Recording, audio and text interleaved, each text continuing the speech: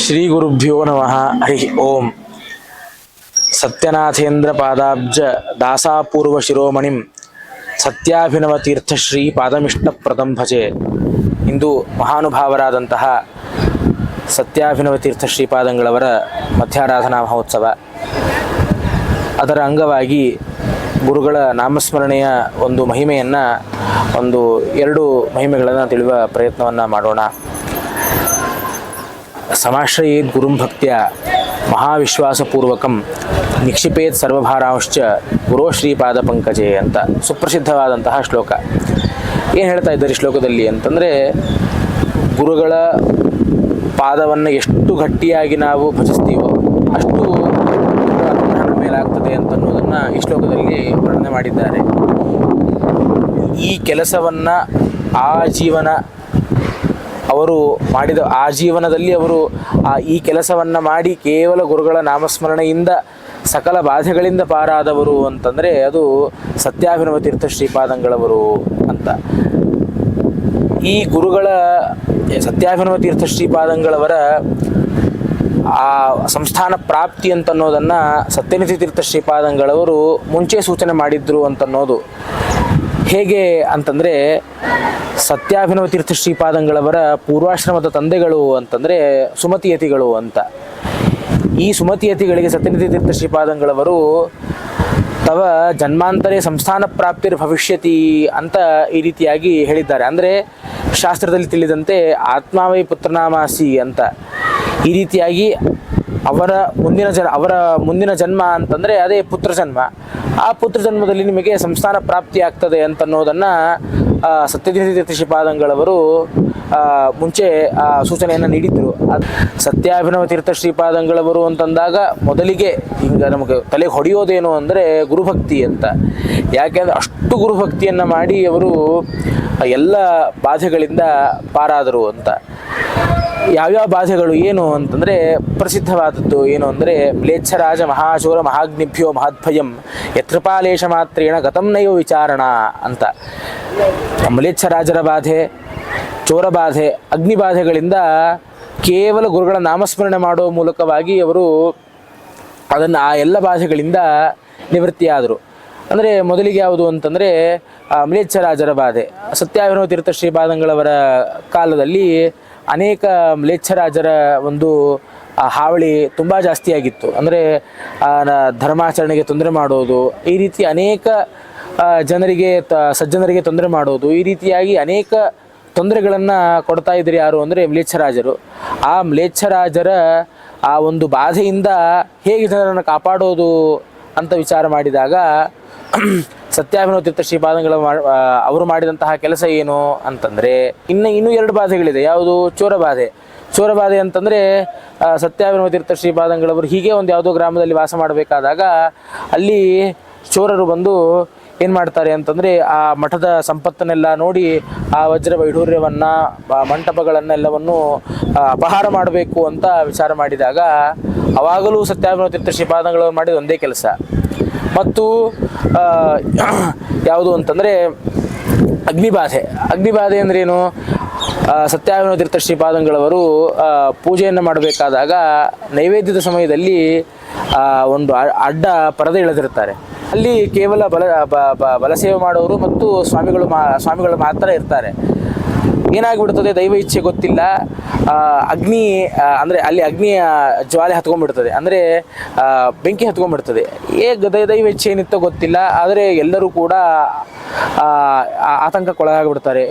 ಬೆಂಕಿ ಹತ್ಕೊಂಡ್ಬಿಟ್ಟಿದೆ, ಏನು ಮಾಡೋದು ಅಂತ ವಿಚಾರ ಮಾಡಿದಾಗ ಕೇವಲ ಸತ್ಯಾಭಿನವ ತೀರ್ಥ ಶ್ರೀಪಾದಂಗಳವರು ಮಾಡಿದ ಕೆಲಸ ಒಂದೇ. ಏನು ಅಂತಂದರೆ, ಶ್ರೀ ಸತ್ಯನಾಥಾಕ್ಷರ ಭಾಜಮಾದೌ ಸ್ವಾಮ್ಯಕ್ಷರಾಶೋಭಿತ ಮಧ್ಯಭಾಗಂ ಶ್ರೀಪಾದ ಶಬ್ದಂಚ ತಥೋ ಗುರುಭ್ಯೋ ನಮೋಂತ ಭಾಗಂ ಪರಮಂ ರಹಸ್ಯಂ ಅಂತ.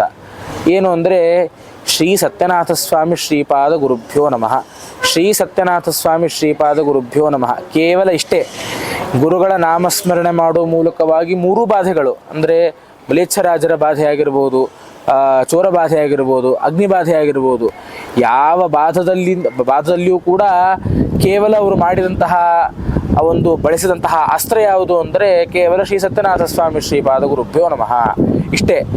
ಈ ರೀತಿಯಾಗಿ ಈ ಬಾಧೆಗಳಿಂದ ದೂರ ಆಗಲಿಕ್ಕೆ ಕೇವಲ ಅವರು ಮಾಡಿದಂತಹ ಗುರುಗಳ ಮೇಲೆ ಭಕ್ತಿ ಇಷ್ಟೇ, ಅವರನ್ನು ಕಾಪಾಡಿದ್ದಿದೆ.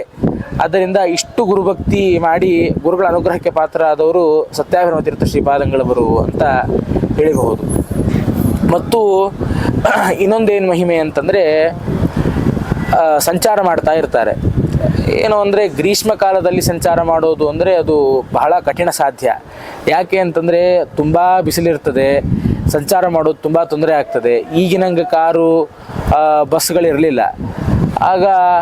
ಆದ್ದರಿಂದ ಗ್ರೀಷ್ಮ ಋತುವಿನಲ್ಲಿ ಸಂಚಾರ ಮಾಡೋದು ಅಂತಂದರೆ ಬಹಳ ಕಷ್ಟ ಸಾಧ್ಯವಾದದ್ದು. ತುಂಬ ತಾಪ ಇರ್ತಿತ್ತು.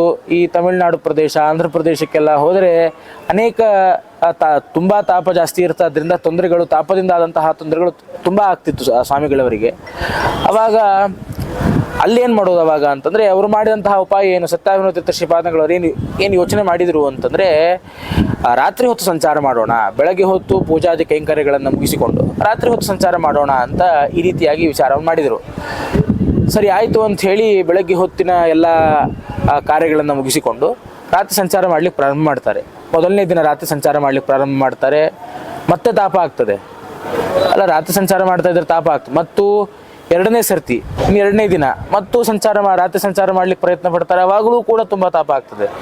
ಮತ್ತು ಮೂರನೇ ದಿನ, ನಾಲ್ಕನೇ ದಿನ ಅಂತೂ ಮರಣಪ್ರಾಯವಾದಂತಹ ಒಂದು ತಾಪ ಅವರಿಗೆ ಉಂಟಾಗಿ ತುಂಬ ತೊಂದರೆ ಆಗಲಿಕ್ಕೆ ಪ್ರಾರಂಭ ಆಗಿಬಿಡ್ತದೆ. ಏನು ಮಾಡೋದು ಅಂತ ವಿಚಾರ ಮಾಡಿದಾಗ ಅವರಿಗೆ ರಾಮದೇವರ ಪ್ರೇರಣೆ ಆಗ್ತದೆ. ಏನು ಅಂತಂದರೆ ರಾತ್ರಿ ಸಂಚಾರ ಮಾಡೋದ್ರಿಂದ ಸುಖ ಆಗೋದಿಲ್ಲ, ಬೆಳಗ್ಗೆ ಸಂಚಾರ ಮಾಡೋದ್ರಿಂದ ದುಃಖ ಆಗೋದಿಲ್ಲ. ಏನು ಅಂತಂದರೆ ಕೇವಲ ಗುರುಗಳ ನಾಮಸ್ಮರಣೆ ಮಾಡಿದರೆ, ಗುರುಗಳ ನಾಮಸ್ಮರಣೆಯಿಂದ ನೀವು ಬೆಳಗ್ಗೆ ಸಂಚಾರ ಮಾಡಿದರೂ ಕೂಡ ನಿಮಗೆ ಯಾವುದೇ ರೀತಿಯಾದಂತಹ ದುಃಖಾದಿಗಳಾಗೋದಿಲ್ಲ. ರಾತ್ರಿ ಸಂಚಾರ ಮಾಡಿ ಗುರುಗಳ ನಾಮಸ್ಮರಣೆ ಮಾಡಲಿಲ್ಲ ಅಂದರೆ ಯಾವುದೇ ರೀತಿಯ ಸುಖನೂ ಆಗೋದಿಲ್ಲ ಅಂತ ಈ ರೀತಿಯಾಗಿ ಒಂದು ಅವರಿಗೆ ಸತ್ಯಾಭಿನವ ತೀರ್ಥ ಶ್ರೀಪಾದಂಗಳವರಿಗೆ ಒಂದು ಪ್ರೇರಣೆ ಆಗ್ತದೆ. ಈ ಪ್ರೇರಣೆಯಾದ ಕೂಡಲೇ ಅವ್ರಿಗೆ ಏನಾಗ್ತದೆ ಅಂತಂದರೆ ಹಿಂದೆ ಆದಂತಹ ತಾಪದಿಂದ ಆದಂತಹ ಎಲ್ಲ ತೊಂದರೆಗಳು ಪರಿಹಾರ ಆಗಿಬಿಡ್ತದೆ. ಯಾವುದೇ ರೀತಿಯಾದಂಥ ತಾಪದಿಂದ ತೊಂದರೆಗಳು ಉಳಿಯೋದೇ ಇಲ್ಲ. ಮತ್ತು ಮರುದಿನ ಏನು ಮಾಡ್ತಾರೆ ಅಂತಂದರೆ ಈ ಪ್ರೇರಣೆ ಆದಮೇಲೆ ಮರುದಿನ ಏನು ಮಾಡ್ತಾರೆ, ಬೆಳಗ್ಗಿನ ಹೊತ್ತೇ ಮತ್ತೆ ಶ್ರೀ ಸತ್ಯನಾಥ ಸ್ವಾಮಿ ಶ್ರೀಪಾದ ಗುರುಭ್ಯೋ ನಮಃ ಅಂತ ಹೇಳಿ ಗುರುಗಳ ನಾಮಸ್ಮರಣೆಯಿಂದ ಭಕ್ತಿಯಿಂದ ಮಾಡಿ ಬೆಳಗ್ಗೆ ಹೊತ್ತೇ ಸಂಚಾರ ಮಾಡ್ತಾರೆ. ಯಾವುದೇ ರೀತಿಯಾದಂತಹ ತೊಂದರೆಗಳು ಆಗೋದಿಲ್ಲ ಅವರಿಗೆ. ಅಂದರೆ ಗುರುಗಳ ನಾಮಸ್ಮರಣೆಯನ್ನು ಅಷ್ಟು ಭಕ್ತಿಯಿಂದ ಮಾಡಿ ಬೆಳಗ್ಗೆ ಹೊತ್ತು ಸಂಚಾರ ಮಾಡಿದಾಗೂ ಕೂಡ ಅವ್ರಿಗೆ ಯಾವುದೇ ರೀತಿಯಾದ ತೊಂದರೆ ಆಗಿಲ್ಲ ಅಂತಂದರೆ ಗುರುಗಳ ನಾಮಸ್ಮರಣೆಗಿರುವಂತಹ ಒಂದು ಶಕ್ತಿ ಎಷ್ಟು ಅನ್ನೋದನ್ನು ಇದರಿಂದ ನಾವು ತಿಳಿಯಬಹುದು. ಸತ್ಯಾಭಿನವ ತೀರ್ಥರು ಸತ್ಯನಾಥ ತೀರ್ಥ ಅವರ ಮೇಲೆ ಮಾಡಿದಂತಹ ಗುರುಭಕ್ತಿ ಅಪಾರ ಅಂತ ಹೇಳಿದರು. ಅಂದರೆ ಇಷ್ಟು ಗುರುಭಕ್ತಿಯನ್ನು ಮಾಡಿದ್ದಕ್ಕೆ ಅವ್ರಿಗೆ ಸಿಕ್ಕಿದ ಫಲ ಏನು ಅಂತ ಪ್ರಶ್ನೆ. ಇಷ್ಟು ಗುರುಭಕ್ತಿಯನ್ನು ಮಾಡಿದರೆ ಏನು ಫಲ ಸಿಕ್ತು ನಿಮಗೆ ಅಂತಂದರೆ ಸತ್ಯನಾಥ ಶ್ರೀಪಾದಂಗಳವರು ಅವರೇ ಸ್ವಯಂ ಹೇಳಿದ್ದಾರೆ. ಏನು ಅಂತಂದರೆ ಪುನಸ್ಸ ಸತ್ಯಾಭಿನವೀನ ತೀರ್ಥಂ ಜಗಾದದೇಹೇ ಮಮತಾಂ ತ್ಯಜಾಮಿ ಯತೋಂತಕಾಲೇ ಮಮತಾ ವಿಸರ್ಗ ಶಾಸ್ತ್ರೋದಿತ ಶ್ರೀಪತಿ ತುಷ್ಟಿಮಾರ್ಗ ತಥಾಪಿ ನಾಹಂ ಮಮತಾಮಯಿತ್ವ ತ್ಯಜಾಮಿ ವೈಕುಂಠಮಿತೋಪಿ ಸರ್ವಥಾ ಮದ್ದಾಸ್ಯಭೂಷ ಸುಖತೀರ್ಥ ಪೂಜಿತ ಶ್ರೀರಾಮ ಕಾರುಣ್ಯ ಪದಂ ಯತೋಸ್ಯಲಂ ಅಂತ ಹೇಳ್ಕೊಂಡಿದ್ದಾರೆ. ಅಂದರೆ ಏನು, ಅಂತಕಾಲದಲ್ಲಿ ಭಗವಂತನ ತುಷ್ಟಿ ಮಾರ್ಗ ಅಂದರೆ ಭಗವಂತನ ಪ್ರೀತಿಗೆ ಪಾತ್ರರಾಗಬೇಕು ಅಂತಂದರೆ ಅಂತಕಾಲದಲ್ಲಿ ಮಮತಾ ವಿಸರ್ಗ ಅಂದರೆ ದೇಹಾಭಿಮಾನವನ್ನು ತ್ಯಾಗ ಮಾಡಬೇಕು, ದೇಹಾಭಿಮಾನವನ್ನು ಬಿಡಬೇಕು ಅಂತ ಈ ರೀತಿಯಾಗಿ ಹೇಳಿದ್ದಾರೆ. ಶಾಸ್ತ್ರೋದಿತ ಇದು ಹೌದು, ಶಾಸ್ತ್ರೋದಿತವಾದಂತಹ ಮಮತಾ ವಿಸರ್ಗ ಅಂದರೆ ದೇಹದ ಮೇಲಿರುವಂತಹ ಅಭಿಮಾನವನ್ನು ಅವಶ್ಯವಾಗಿ ನಾನು ಬಿಡ್ತೇನೆ. ಆದರೆ ಸತ್ಯಾಭಿನವ ತೀರ್ಥರೇ, ನಿಮ್ಮ ಮೇಲಿರುವಂತಹ ಒಂದು ಅಭಿಮಾನ ನಾನು ವೈಕುಂಠಕ್ಕೆ ಹೋದರೂ ಕೂಡ ನಿಮ್ಮ ಮೇಲೆ ಅಭಿಮಾನ ಮಾತ್ರ ನಾನು ಕಡಿಮೆ ಮಾಡೋದಿಲ್ಲ ಅಂತ ಹೇಳ್ಕೊಂಡಿದ್ದಾರೆ. ಇದಕ್ಕಿಂತ ಏನು ಫಲ ಬೇಕು ಅಂತ.